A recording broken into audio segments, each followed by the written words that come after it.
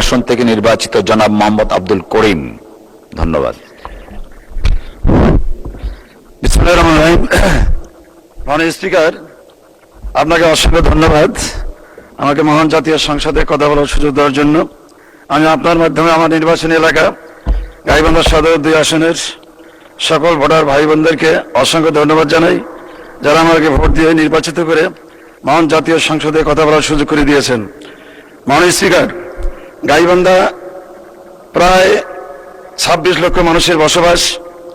এখানে আন্তর্জাতিক কোনো ট্রেন নাই, কোনো এক্সপ্রেস এখানে নেই। গাইবান্ধা সহ উত্তরবঙ্গের যাত্রীদের জন্য গাইবান্ধা এক্সপ্রেস ট্রেন চালু করার প্রসঙ্গে আমি আপনার দৃষ্টি আকর্ষণ করছি। মাননীয় স্পিকার, গাইবান্ধা জেলাকে উত্তরবঙ্গ বা রংপুর বিভাগে প্রবেশ দ্বার হিসাবে বিবেচনা করা হয়ে থাকে। বিপুল সংখ্যক যাত্রী গাইবান্ধা হয়ে যাতায়াত করে থাকেন, কিন্তু দুঃখের বিষয় হলো গাইবান্ধার জন্য স্পেশাল কোনো এক্সপ্রেস ট্রেন চালু নেই।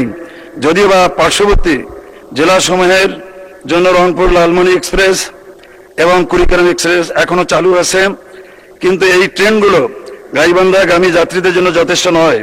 ফলে বিপুল সংখ্যক যাত্রী উচ্চ মূল্যে বাসে যাতায়াত করতে হয় এবং ঈদের ছুটিতে এই যানবাহন সমস্যার প্রকট আকার ধারণ করে এবং উচ্চ মূল্যে বাসে যাতায়াত করতে হয়। সুতরাং গাইবান্ধা পার্শ্ববর্তী জেলার যাত্রীদের যাতায়াতের সুবিধার জন্য গাইবান্ধা এক্সপ্রেস চালু করার জন্য মাননীয় এর মধ্যে দৃষ্টি আকর্ষণ করছে।